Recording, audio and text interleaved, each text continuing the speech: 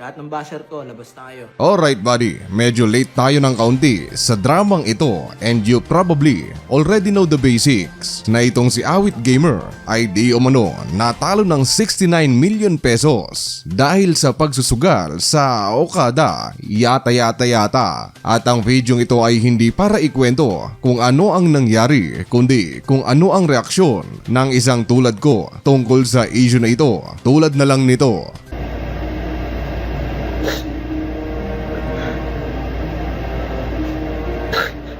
Pasensya na po kayo, guys. Hanep buddy napakagaling ng intro. Umiiyak agad at naririnig nyo ba kung ano ang naririnig ko?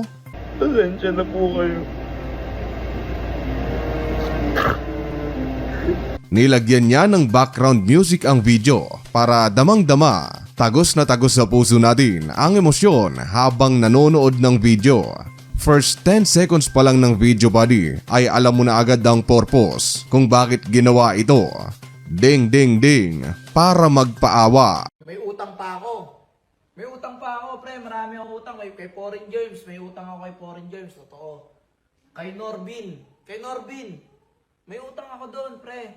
Kay, eto para alam nyo ayan, ilabas nyo na lahat.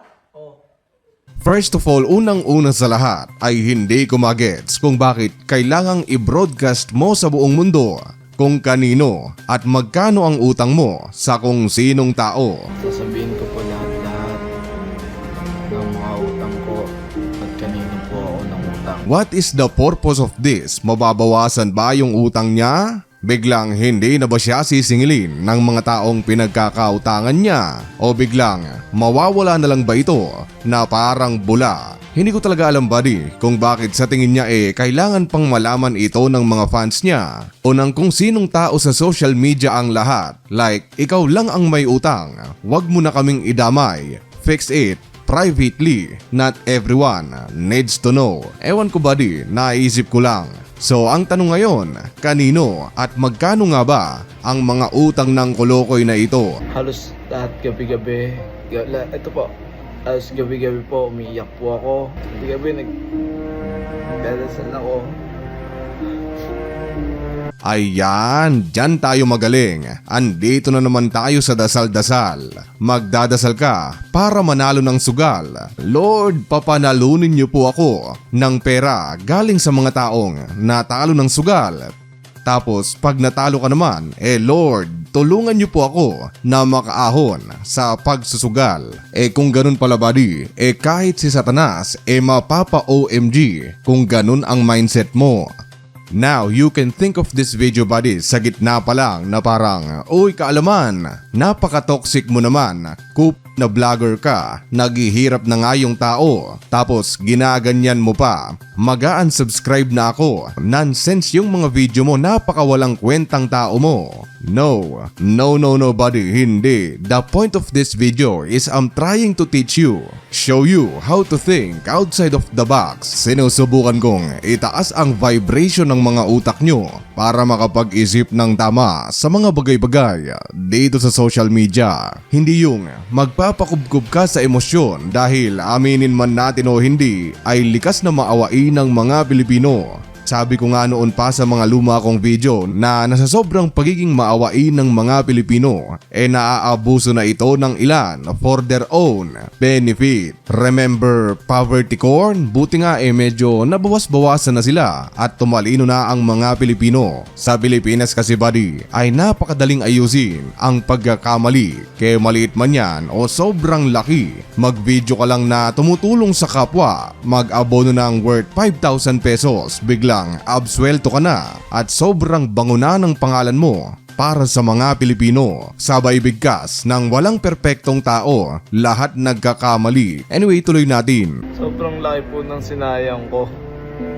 Sobra pong laki. Sobra pong laki ng panghinayang ko ngayon. Dahil sa pinagawang ko po, pagkakamali ko po. Unahin na po natin kay Boss Ron Yuson. Unang-unang binanggit niya buddy ay si Boss Rons Yuson o mas kilala bilang si Boss Toyo. Nangutang po ako dyan nung para po sa birthday ng anak ko. Nangutang po ako dyan kay Boss Ron Suson ng 180,000 pesos. Boom! Sana all nakaranas ng 180,000 pesos birthday celebration para sa anak mo. Kasi alam nyo, ako, ang ginastos ko sa birthday celebration ng anak ko ay tumataginting na 10,000 pesos lang sa bahay ng aking butihing asawa. Tapos, ang gusto mong isipin ko para sa taong ito, maawa? Come on! Buti nga ikaw nakaranas ka ng 180,000 pesos na birthday celebration. Yun po, may utang po ako kay Ron Suson, may utang po ako kay Norbin, sa Timbugok, may utang po ako sa kanya ng 50,000 pesos. Nagkautang din po ako kay Erwin, yung nagbablog po. At may utang din po kay Anton Vlogs, kay Ron Suson, kay Doggy, kay Anton, kay Erwin, dyan po may utang. Kay Foreign Germs, halos ilang buwan na po. Meron din po akong utang kay Amy Sebastian. Yun, may utang din po ako kay Boss Mark, yung sa bilyaran po, may utang din po ako dyan. Kay Boss Blick, kay Eileen, yung tropa, halos lahat po siguro na nakakausap ko, inutangan ko na. Kay Myla, may utang din po ako, 33,000. Sabi niya, magpapatulpo daw po siya. Naku, buddy, ang dami pala talagang utang ng mokong na ito, ano? Ngayon, matanong kita, mata sa mata, sino ang dapat mong kaawaan sa sitwasyon na ito? Yun bang taong umutang o yung tao na nagpautang? Mga taong ipinagkatiwala sa taong ito ang kanilang hard-earned money. Probably wala pa itong interest pero sobrang tagal na hindi nababayaran. Bakit biglang ang senaryo ngayon kawawa na yung umutang at hindi nagbabayad? Hindi ba't mas kawawa yung mga taong nagpautang kasi hanggang ngayon hindi pa nababayaran? See? Yan ang sinasabi ko na think outside of the box. Kayo naman umiyak lang. Konting damay sa nananahimik na anak at asawa nakuha na agad ang simpatsya nyo. Sa mga sapatos po, naka-order po ako ng sapatos. Nagkaroon po ako ng balance sa kanya ng 103. Kasama po dun yung utang ko sa kanya. Bumili lang po ako ng sapatos sa kanya. Nagkautang pa po ako sa kanya. Ang balance ko po sa kanya is 103 yung pinagbilihan ko po ng sapatos. Maliit na business lang po yun. Yan buddy. Ang taong kinakaawaan nyo, 180,000 pesos birthday celebration. Tapos meron pang 100,000 pesos na mga sapatos. Matanong kita ulit, sino ang kawawa? Yung may-ari ng maliit na business na maaring malugi? O itong kulukoy na ito na siyang umutang na maaring maging dahilan para malugi ang maliit niyang negosyo? Actually, sabi ko dati, hindi na ako mawawalan. Paano pa lang ako, nagla-live pa lang ako ng sugal, kita pa lang ako ng kita. Sinubukan ko kung ano yung feeling na nagsusugal din. Sino ang kawawa? Ikaw na promotor ng sugal na kumikita ng limpak-limpak na pera o yung mga tao na naudyukan mong magsugal na sumasahod lang ng minimum 600 to 800 pesos a day. Tapos talo. Sa mga live stream ng kolokoy na awit na ito buddy ay binibigyan niya ng ilusyon. Ipinapakita niya ang kanyang dummy account ng pinopromote niyang sugal na ganoon lang kadaling kumita ng pera, na ganoon lang kadaling manalo. Tapos maya-maya dahil marami ang mga Pilipinong utu-utu sa social media ay nung sila na mismo ang tumaya ng pa 100, 200 out of 600 pesos na minimum na sahod nila, puro talo pala. 350,000 na yung pera ko, boy! Let's go! Ganun lang instant millionaire ka dito, boy! Try na lang, last one! 100,000 ulit! 450,000, man! Nasa comment section ng link, napakasaya na itong laro na to. Tignan mo ako. Sobrang laki po ng sinayang ko. Sobra pong laki. Sobra pong laki ng panghihinayang ko ngayon. Una, pinanalo ako. Pumunta ako ng Okada. Ang dala ko lang po is 400,000. butal po sa pera ko. Tingnan mo nga naman, oo. Grabe namang butal yan, buddy, ano? 400,000 pesos, butal lang ng taong ito. Tapos ikaw na nasa tanang buhay mo, halos gumapang ka na sa sobrang pagod sa pagtatrabaho, hindi pa nakahawak ng 100,000 pesos. Tapos itong taong ito ay kakaawaan mo? Talaga ang dope pag ako yung gumalaw. Never gonna be broke cause I'm making million now. Cause I'm making million. Pera ko padami ng padami ng padami. Pera ko padami ng padami ng padami. Yung cash flow parang bagong bukas na dam. Ang sarap lang sa piling lagi makiramdam ko. Ito, buddy, ano? Ngayong 2025 ay ganyan pala ang itsura ng isang tao na kawawa, yung may limpak-limpak na pera sa tabi. Grabe, ano? Kawawa talaga. So ito buddy, ang masasabi ko na base sa timeline at kwento ng taong ito. Hanggang ngayon hindi ko po mabayad-bayaran sa mga nautangan ko po. Alam ko po mahabang panahon na po akong hindi nakakabayad sa inyo. Alam ko po halos 3 months, 4 months na po yung mga utang ko sa inyo. Parang matagal-tagal na pala. Hindi lang recently na nalulong itong si Awit sa sugal.